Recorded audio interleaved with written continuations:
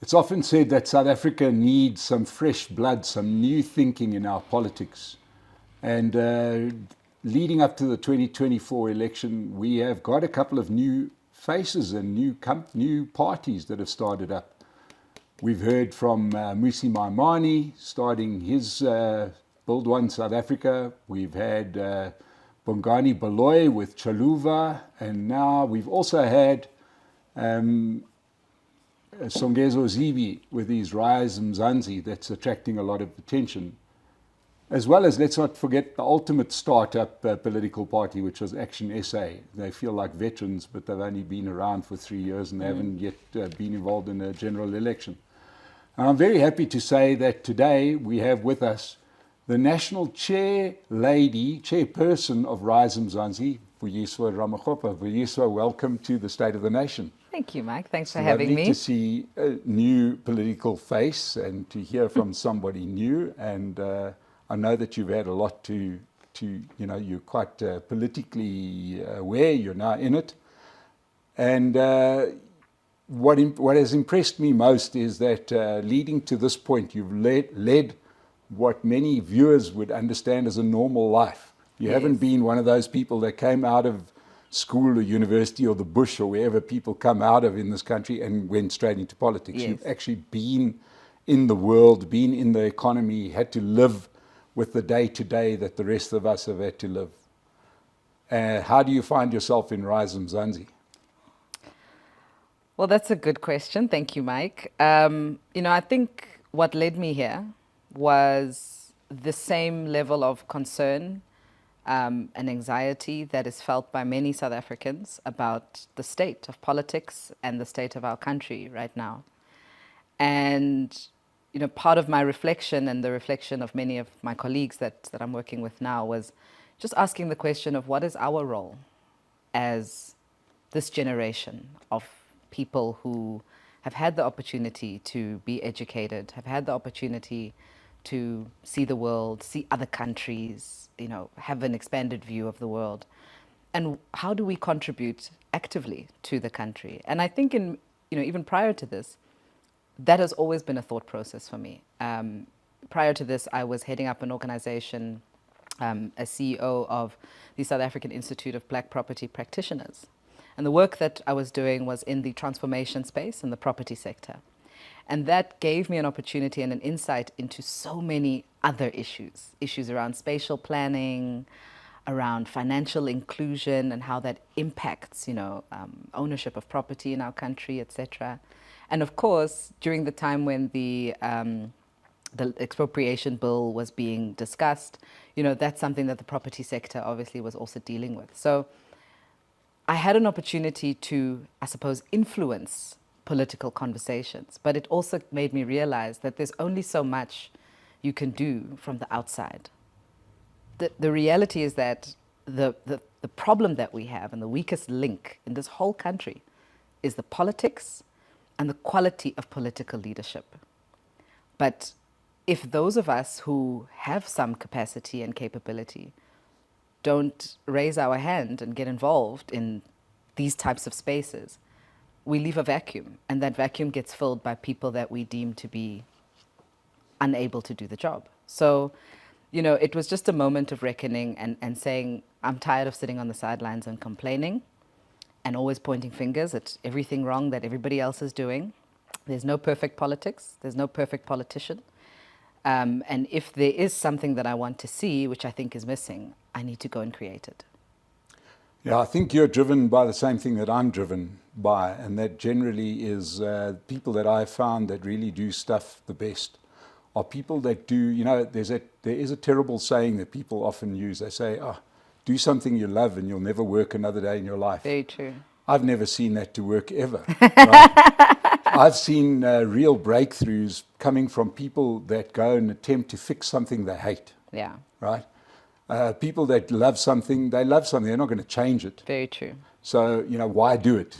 I presume people that join the ANC join it because they love the ANC. Yes. They're not about to change it. They want to keep it the way it was. We hear it every day. Absolutely. Right. Yeah. So, I'm all for people that are doing things that because they don't like whatever it is, and they feel that they could do it better. Yeah, absolutely. And I mean, even prior to this, like you mentioned, I have started and run many different businesses, you know, and I think as an entrepreneur, that is ultimately what drives you. You Yes. see problems, And but you very much believe that you need to be part of the solution. And I think it's exactly the same thinking that led me to this place. Yeah. now I would like to ask you a question. I first posed this question to Kaya Sotole when I had him on the show about a year ago. You know, he's on Power FM and he's a CA, and he is a similar generation to you. And I asked him, why are young aspirant black professionals so quiet?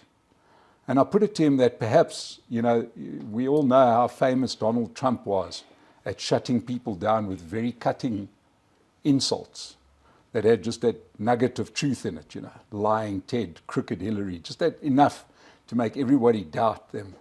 I think one of the most effective insults I've ever heard was when Jacob Zuma called your generation clever blacks. Yeah. That seemed to shut you guys down immediately, right? To the Interesting. point that you don't see young black professionals, unless they're quite stupid, then they join the EFF. But you just don't see them going out there to make South Africa a better version of itself. Why do you think that is? Well, I think that statement is not entirely true. I think that there are a lot of young black professionals who are making their contribution in different ways. It may not be in active politics, but certainly it is in the media, in social commentary. It is in serving and working in organizations that seek to influence. So like I said, if I think of myself, I was working in an advocacy organization where we were drafting policy, where we were meeting regularly with government to try and influence the actual thinking and the decision making. So I don't think it's from an apathetic perspective or from a fear perspective, or like you mentioned, sort of not wanting to be labeled clever blacks. Me personally, I'm a proud clever black. I'll put it out there. And I'm proud of it because I know the sacrifices that my parents and the generations before them had to make so that I could sit in the tables that I sit today and in the seats that I sit, and to have the education that I have and to live where I am. People died for us to have that type of opportunity. So I hold my head up high about being a clever black. Yeah, it is an insult to your parents to sit back and do nothing when you have the ability to do something. Absolutely. So yeah, and I think really, but just to maybe respond to some of your question is that what we've also seen over the years is the culture and the nature of politics in South Africa has taken a bit of a dark turn. It's no longer become, you know, about merit and about contribution and what people can actually do. And a lot of very astute black professionals have had their careers decimated after going into public service or working in state-owned entities. Their reputations have been shattered. And it's actually even afterwards very difficult for them to then even go back into private sector. So there's massive risk reputationally and otherwise that people face when they raise their hand and when they go into politics. And I think we need to be alive to that. And that's part of the work we have to do, is to change the political culture and to make active political leadership a space that can be attractive and safe for people like myself and yourself to be able to get involved in actively. Yeah, you don't have to worry about me. If you do, you'd be the first one. So let's not worry too much about it. So let's look at Rise Mzansi and what the party stands for. As I said, I've had the privilege of interviewing Songezo a couple of times, and I've taken him to task on a few things.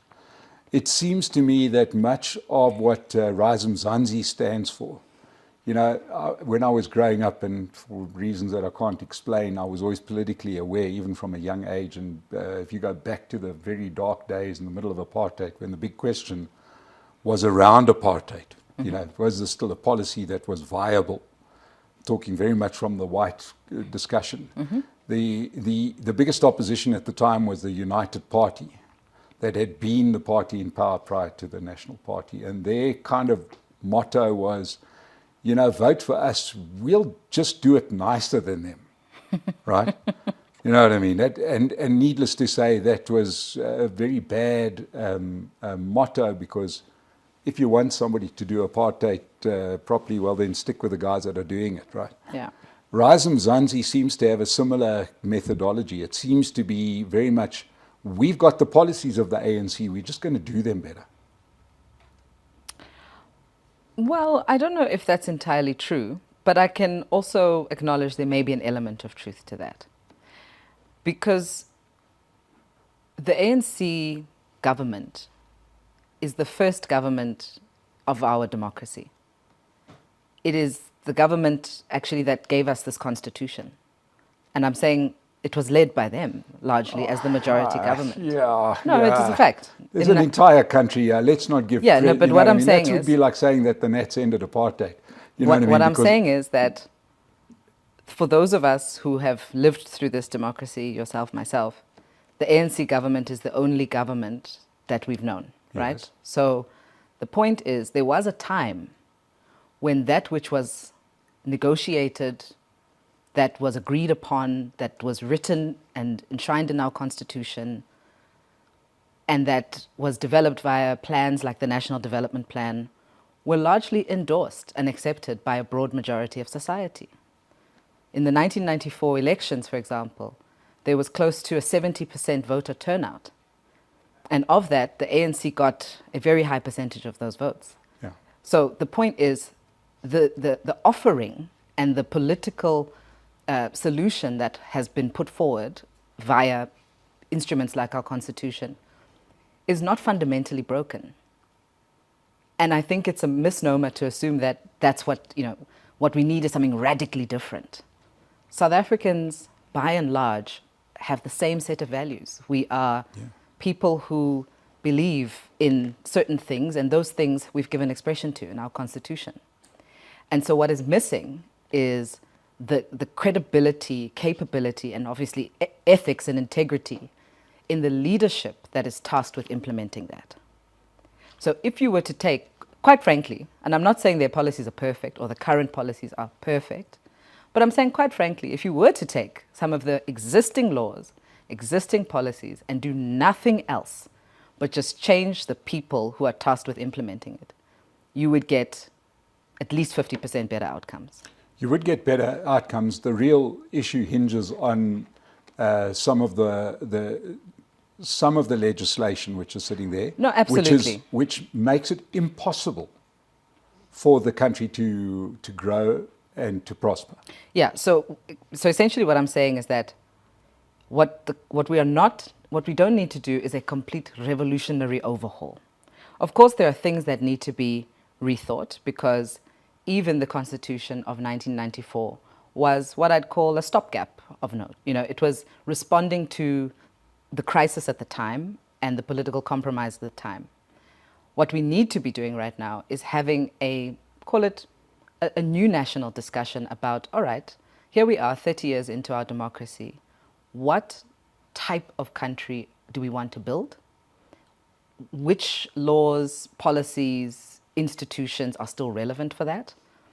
And by institutions, I'm talking about ones that have, economic institutions as well as political ones. And we need to be able to craft a vision and effectively update our current policies and our current, governance and legislative framework. But I think it is a mistake to think that we need to throw everything out. We don't. I agree with you. Yeah. So now you mentioned a couple of things that need to be updated. Yeah. That maybe we didn't get them right, or maybe we've tried a few things that haven't worked. In your opinion, what are those things that should be reviewed? So I think there are a couple things. We have not adequately addressed the question of nationhood in our country. What does it actually mean to be South African? What makes us a nation? Outside of our individual identities. I'm an African woman, young, whatever. You're a older white man. White man. What is white? Yeah. What is white in a modern context? And what is the role of the term white? We need to have those discussions, because the previous regime was very intentional about why certain classifications were made, why they existed, and how they then gave rise to various economic policies, political strategies, etc. We haven't had that conversation about saying, how do we redefine or reimagine what it means to be South African? Do we need to rethink, for example, racial classifications? How do we bring ourselves, for example, how do we deal with the question of social cohesion? And how does that impact, for example, language policy? How does it influence spatial planning? We need to be having, in some cases, hard discussions about the kind of country we want to be, Yes. as opposed to the kind of country we were, Right. and that we were running away from. And some of those, not some, actually those conversations, by definition, are going to require all of us to kind of take one step out of our comfort zones. So the platform for that, sorry, I know you want to cover it, but we need to create the platform for that. And unfortunately, because of the nature of politics and the defunct political parties, we've been unable to have those types of constructive and important political conversations as a country, because all the politicians want to do is get on the news and throw jabs at each other all day. We need to come back to the table, and that's really what Rise Mzansi is trying to do, to say let's create a platform. We're all South Africans. You don't have to be a member of Rise. Don't have to wear a Rise t-shirt, but here's a platform of normal citizens who care about the country, who understand that political change is urgent and must happen, and that it requires everybody back at the table to negotiate and discuss that. And let's craft a future together. Okay, so let's. The danger that I'm hearing is that we're in a permanent lechotla, and nothing ever gets done. We have another commission of inquiry. We have another talk shop. Right, we all give 50 million different views and nobody leads. Not right? at all, not at all. It's like in any organization, in any company, at certain periods of time, you go away with the executive team for a strat weekend. Right. And you sit in a room for 3 days, you bang it out, and you craft a vision. And when you're finished with that vision, you obviously then need to implement it, but you've got to make sure you've got the right team to implement it. So are you saying that Rise Mzansi doesn't have a vision yet? I'm saying that we have an orientation. So we are hosting our first visioning exercise via our policy conference, policy convention, that is happening actually next month. So in the next 2 to 3 weeks, we are doing exactly that which I'm talking about. And it will be open to anyone and everyone who feels that they have something to add. And the point is, it's not a once-off exercise. We need to be in constant engagement as citizens. I always say democracy is a team sport. We as Rise Mzansi are not going to sit, write a document, and then come and advertise it to the people of South Africa. That's not how it works. We have to bring the voices from different sides of the table to the middle of the table to discuss how to move forward. And so we're going to do that for the first time in the next 3 weeks by way of our policy convention. But in saying that, we've already been doing that. So for the last few months, we've actually gone to all 9 provinces. We've gone to all kinds of different forums to have and start. Again, it's around political culture. Many South Africans, myself included, up until this point, I had never been invited to just sit in a town hall and discuss what I would like to see in my neighborhood, in my province, in my country. I had never. I don't know about you, but I haven't, and I turned down an invitation. I couldn't think of anything worse. I couldn't think of anything less inclined to work than having 400 people standing in front, and we're on the stage and we're deciding. And there you get somebody that gets up there and makes the most ludicrous point. And how do you stop yourself from running down and hitting that person with a chair? But do you know what I mean? And I'm saying this is what we signed up for. When we said we wanted democracy, we signed up to be a part of that democracy. What we want is democracy. We do have democracy. Doesn't mean everybody gets a say on everything. No, it doesn't. So democracy doesn't mean everyone gets a vote. Democracy doesn't mean Actually, it does actually mean everyone gets a vote. Yes. So that everyone does get a say. Yes. But before you even get to the vote, there needs to be, because you only vote every 5 years, right? What happens in the middle? Well, I'll tell you what happens in the middle. Protests happen. Yeah. People express themselves politically every single day in South Africa. They just do it in a manner that's not constructive because they don't have constructive, proactive platforms to be able to do that. Yeah. And because, again, we operate in our social silos, which unfortunately, because of the way our society was designed, are still very race-based, language-based, culture-based, we miss an opportunity to really have an understanding of what is happening in other segments of society. So, and we're all guilty of this. It's not any single individual. We all, because that's how our society was designed. So we have to intentionally make a decision to want to operate differently and to run this country differently. And the reason politicians get away with the nonsense they get away with is because people who care and have real ideas and real things to say and can hold them accountable are not in those political conversations, because we're not members of parties, we're not in branches, we're not going to conferences, so we have no say other than that X that we put on the ballot every 5 years.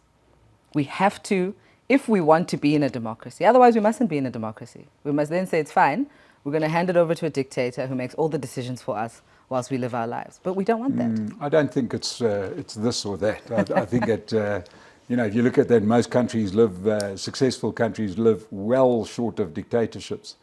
And they don't have a meeting at every town hall. I mean, if you're Switzerland, you can have a plebiscite on everything. In South Africa, it would be a bit difficult. Yeah, I mean, every country has to choose a model that works for them. Yeah, so let's go back to some of the things that we've spoken about. And I know that I've spoken to Songezo about this, is where does Rise Mzansi stand on race?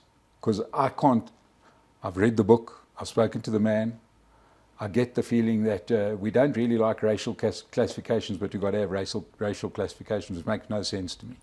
So can you explain what your thinking is on that? Maybe you need to expand on the question. Well, the question is, let's put it bluntly, let's go for the end game here. Under the Rise Mzansi government, will we still have BEE? Oh, is that the question? Okay. Oh, I mean, that's where it ends up, isn't it? I see. Okay. So, I mean, and again, we've put out views on this, which are publicly available on the website. So we believe in the concept of economic justice. And conceptually, what we are saying is we have to recognize that we live in the most unequal country in the world. And it's not a coincidence. Okay. It is a creation of a system that was designed that way, right? Yeah. So you have to have mechanisms, not necessarily one policy called BEE, but you have to have mechanisms to fundamentally rethink and redesign society in a way that makes it more equitable, more just, and gives every single person a fighting chance. Yes. And that is where we stand at this point in time. So as we get to actually refining our policies, as I mentioned to you, we have a policy convention coming up. We'll be engaging with society to say, what do you think about BEE? Or not just BEE, because BEE, in our opinion, is actually moot. It hasn't worked for anyone, by the way, in that it hasn't delivered transformation. Yeah. It's a policy that is unenforceable. You can't go to jail for not implementing BEE. So it's a concept. Killed economic growth. Let's put it to... Depending if you think it's been implemented or not, right? So the point is, it exists. Is it the best vehicle? Well, we need to assess what the problem is we're trying to solve. In my view, the problem we're trying to solve is gross socioeconomic inequality, serious social division in our country, and a situation where you have a fundamentally lived experience where you can have a first world and a third world experience in one neighborhood. Yes. That is madness. Yes. So we have to be very intentional about fixing that and undoing that. And it's going to take more than one policy instrument to do it. Yeah. The reason that I'm not a huge fan of this inequality tag that's been given, because if you just take the time to work out how they get to those numbers, they're ridiculous. And it's only a small number of countries that are assessed as being equal or unequal, and on that measure, South Africa measures really poorly, right? But if you want equality, go to Mali, go to Malawi. Those countries are very equal. Or Everybody's Sweden poor, or you know what I mean? Finland. Well, not so much. There's massive inequalities in those countries Yeah. because you have rich people, Sure. right, which will always distort, that thing. So I'm not a huge fan of that because rich countries will be rich because of inequality. Yeah. Right, and that's not just me making out some kind of point here. That you can, there's a million books written on this. So I'm not sure that we're fighting the right problem here. If we talk about gross inequality, gross poverty, right? The question that comes to my mind is, do you feel that we address that by making the rich poorer, which is one way you can achieve it, or by making the poor richer, which seems to be the obvious route, one would imagine? Where do you stand on this? I mean, I think you've answered your own question, to be honest. I think it would be ridiculous of anyone to say that their intention is to make the rich poorer. I'm not sure, because that's kind of how our policies in this country at the moment are set up there. They are set up, and the discussion is always sort of made as a threat. Okay, right? Let's have a different discussion. Yes. Let me ask the question, how does it feel to you as a South African to drive in your air-conditioned car, know that you can be on a low GI banting diet and do whatever you want to do, and every traffic light you stop at, there is somebody who is completely destitute and in dire poverty? It infuriates me completely because Absolutely. Because the system, as I see it, it is so easy to address. Yeah. And it's so exciting when one begins to address it. Yeah. And that's, we were discussing before. That's where we come from. So I think when and this goes back to the Constitution discussion, is that the one thing I am pretty sure of is that no South African, none of us, enjoy living in fear behind high walls, scared of being robbed every day because 80% of the country is living below the poverty line. It doesn't seem to trouble ANC politicians at all. Well, maybe you should ask them when you have them on your show. They won't come on my show. But it does. I'm saying that in all Sure. seriousness. Look, it doesn't seem to trouble them at all, except for when they're making speeches. Because if that was the thing that really troubled them, they would do something about it, right? They choose to not do something about it. I can't speak on behalf of ANC politicians. No, we all can. We're citizens of the country and we live through the nightmare. No. So right? I reiterate, I cannot and will not speak on behalf of ANC politicians. I have made my choice, which is to find a solution by creating a new political vehicle that I believe does have the capability to address the issues directly, effectively, with the right people who actually care for the country, and able to bring the right people to the table. So my being here is a reflection of the fact that I'm done with the discussion about the ANC. They are no longer part of our future, but we have to get serious about crafting our future and deciding what that looks like and who's going to get us there. And regardless of what anybody's political leanings may be, one thing we can all agree on as a country, I believe, is that that chapter needs to be closed. What does the new chapter look like? And where are we going to, who is best to take us into that new chapter? That's the question we all have to answer for ourselves in May 2024. And it could be very, very exciting because hopefully we get a whole lot of new voices with new perspectives. I heard you say recently something that I thought was fascinating. One of the first things you said you would have done if you were in charge of South Africa was that you would have got rid of townships. Yeah. Right? Explain to us how that would have worked. So, and that quote has done the rounds quite interestingly, but it's what we spoke about earlier, the topic of spatial planning. The intention of townships, like we know, was to serve a very specific economy that was designed at the time around mining and migrant labor. Townships were never designed to be spaces where people could live full, complete lives, self-actualize, have access to good schools and resources and infrastructure. So everything about how townships have been designed has been for diminishing African people. So if you are intentional about wanting to advance people, you have to think critically about what does spatial planning need to look like to enable that. So the term and the concept of townships absolutely needs to be abolished. That does not mean all people need to be moved from one place to another. It means we have to, there should be no difference between what we call a suburb and what we call a township. Yes. Those are people, South African people, who need a place to live. And they need green spaces. They need schools. They need public spaces. They need recreational spaces. They need churches. They need shopping centers. They need to live full lives. They need to live close to work. So there needs to be a source of industry that is close enough for them to travel 10 to 15 minutes. They need a well thought out public transport system, not taxis. Because again, taxis were a response to people being left out and not being thought about. So what does then a well-conceived transport system need to look like to create decent social spaces and living spaces for people? And if that means in some cases we need to, rebuild, re-engineer some of these townships, we have to.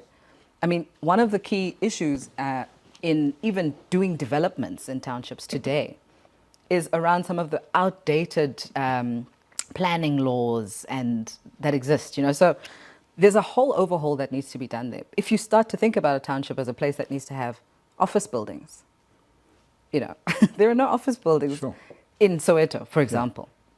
So that's where that comment came from, to say the first place would have been to say, what kind of world do we want to live in? We want to live in a world where Mike can live anywhere he wants. Yes. You should be able to, if you prefer living in the south, you should be able to live in Soweto. If you prefer living in the north, you should live in Fourways. Yep. Your work should be there. Your children should be able to access good schools there. You should be able to play golf there if that's what you like doing. We currently don't have that type of scenario. If I want to access good schools for my children, inevitably it means I have to physically go and be where those things are, and I need to go and live potentially amongst, in a suburb or in a place that doesn't represent me or that I don't want to live in. So I'm just saying that is the type of disruptive thinking that we need to open ourselves up to at this point in time.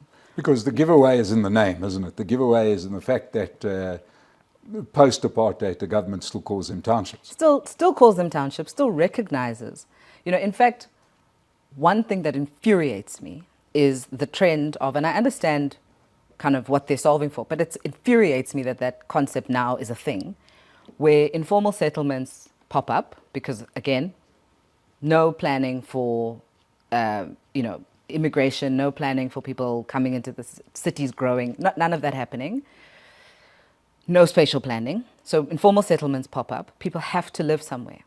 Alex exists because all the work is in Sandton, not because people want to live in Alex. People who live in Alex actually own houses and land in rural areas or wherever they come from. Many of them do. They are homeowners and landowners where they come from. But they have to live in Alex in absolute squalor because the economic opportunities that are available exist only in Sandton.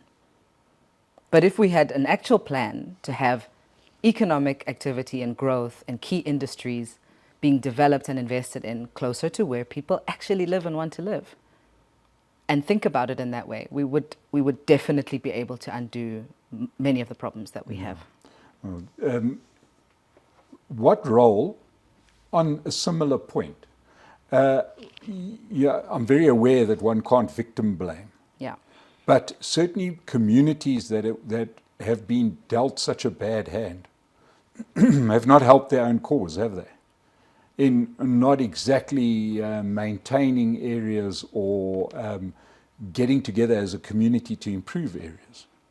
Do you think, it's a concern to me that so much of our discussion is what government is going to do without asking the question of what citizens need to do. Yeah, so this is exactly why I started the conversation, the topic of abolishing townships. I started it with, what were they meant to do? They were meant to break people's spirits. They were meant to teach people psychologically that they are worth nothing, that they can't think, that they can't do, and this is all they can achieve in life. That is a socially reinforcing thing. Living in a township is not just living in a house, in a place. It kicks out a certain psychological condition. It kicks out a condition that says, I don't have any stake in this country. I am not cared for, I'm not seen, I'm not wanted. There isn't even a tree here for me. There isn't even a patch of grass, but I know because I work there every day when I go into the suburbs, it's a completely different experience.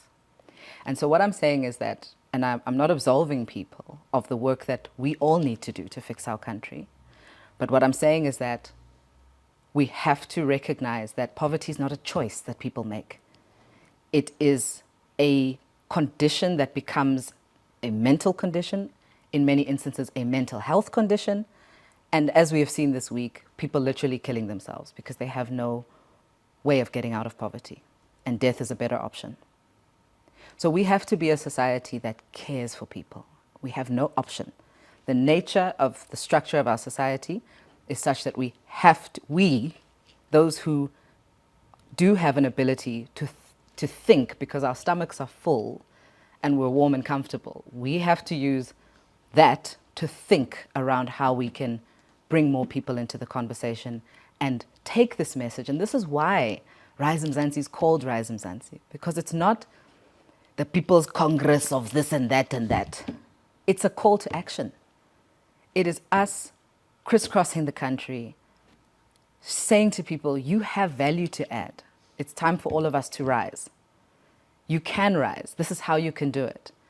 But people have been in conditions of abject poverty, of abject exclusion, of all of these things. They can't think beyond their circumstances, unfortunately.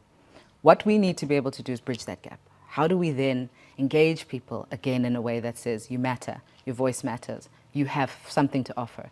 You know, okay, cool, what can you do? And by the way, that's exactly what we do in all of our town halls. We don't go into town halls and promise people RDP houses, because we don't have RDP houses to give anyway, even if we wanted to. We go into town halls and say, what is your biggest issue? How has this issue affected you? What has your lived experience been? What do you think we should do or you should do to fix the issue? And the most fascinating thing, Mike, is that most people know exactly what needs to be done. They know. Of course they know, because they think about it every day. Of course, it's their lives.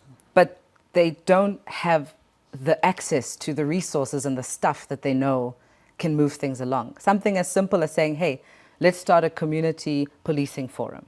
Okay, we need bibs, or we need walkie-talkies, or we need flashlights, or we need, you know, whatever. But nonetheless, all of this stuff is already happening. People are doing this stuff. You know, waking up and putting a protest together is not easy stuff to do. People are doing that stuff because that's the only avenue that they have to give political expression to their grievances. But we have to take it a step further. And that's the job that we need to do. So what differentiates Rise Mzansi from the others? The people. Plain and simple. As I said, we haven't issued a manifesto. A lot of people criticize us for that. And we say, what we are solving for in this country is we're solving for leadership. We have a leadership crisis. So the quality and the caliber of people that Rise has and is able to attract is the thing that's going to be the turning point for this country. As it stands right now, I mean, what we've achieved, I think, is unprecedented. Bringing people, the likes of Songezo himself, you know, who had a very successful corporate career, and he was that black professional that said, I'm willing to put my head on the block. And that catalyzed a whole movement of people who said, shucks, it can be done. I was one of those people. I was one of those people who said, if he can do it, I'm in. If he's brave enough to do it, I'm in. And so it goes. And people, the people who currently lead Rise Mzansi, many of whom are highly placed in the spaces in which they come from, have done so at great personal and reputational risk. But it's the first time, I believe, that this moment, this inflection point has happened, and that a vehicle exists that can actually appeal to such people. I want to ask you about the role of business, because I've been very, very vocal on this channel, very vocal about, I think it's almost an act of betrayal, it's almost traitorous of corporate South Africa to have got up now to support the ANC while we are in election season. And I recently had Stavros Nicolaou here, and I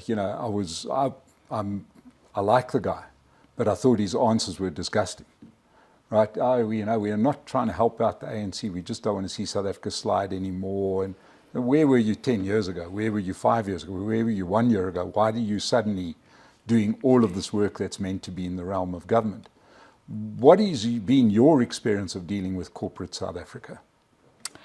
I think that I think it's unfair to categorize all of corporate South Africa under one kind of banner, right? I mean, there are obviously vested interests even in a defunct government. There are countries, by the way, that are at war, and yet there are businesses that profit from that. And we saw it recently in Zimbabwe. Yeah, so that will always be the case. But by and large, I think that the business community is highly motivated to see change.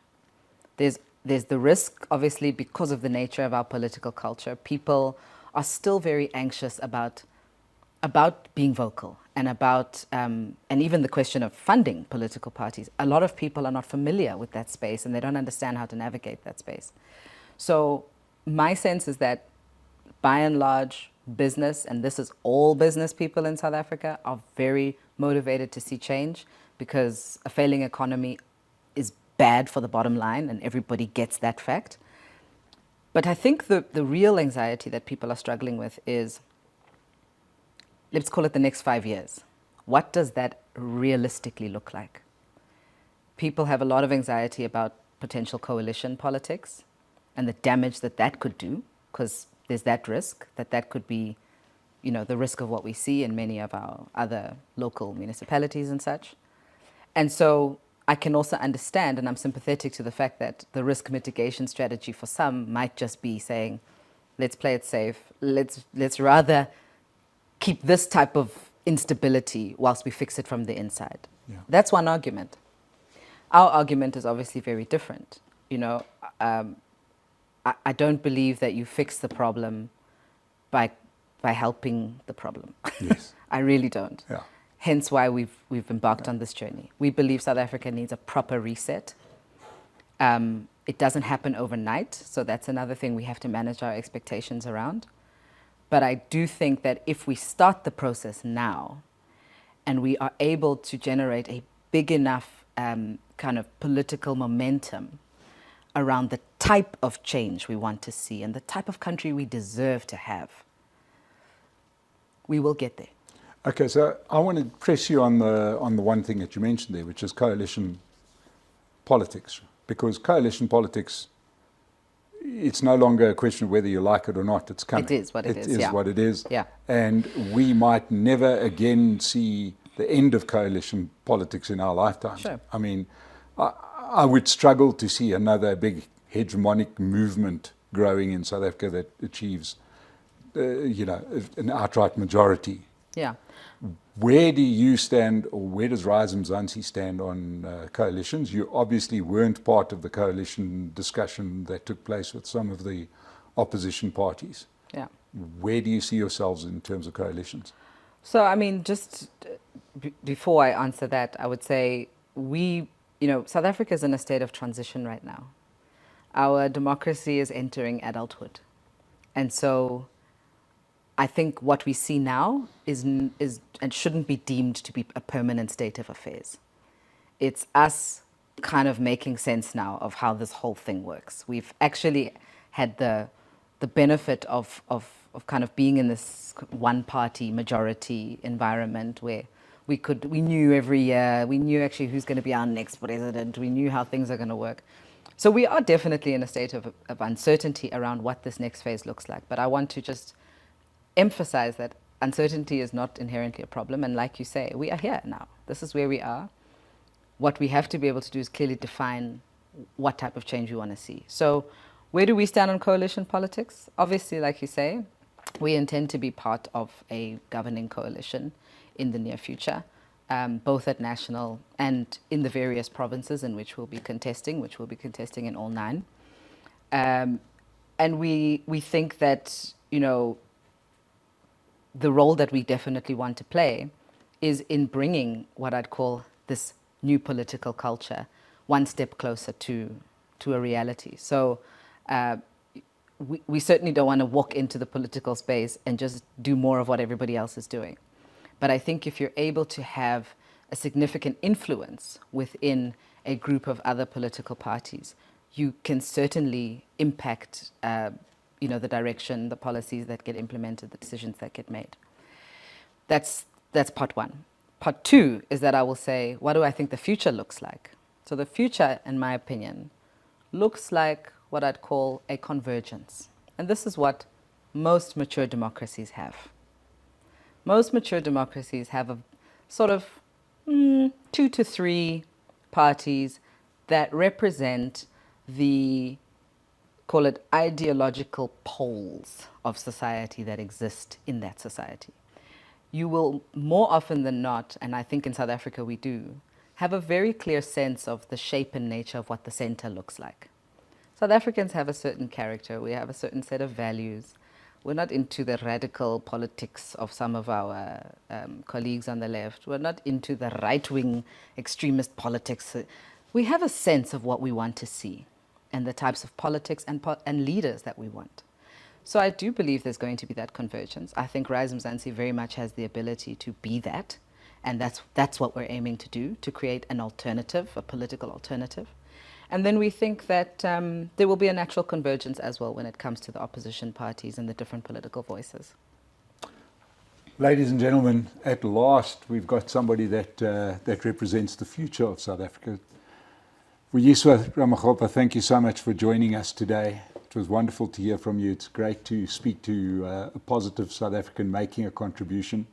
I think it's important for everybody to remember that if you don't vote next year, you are really saying that you're happy with the status quo. So, make sure you register and vote next year. You do have options, Rise Mzansi being one of them.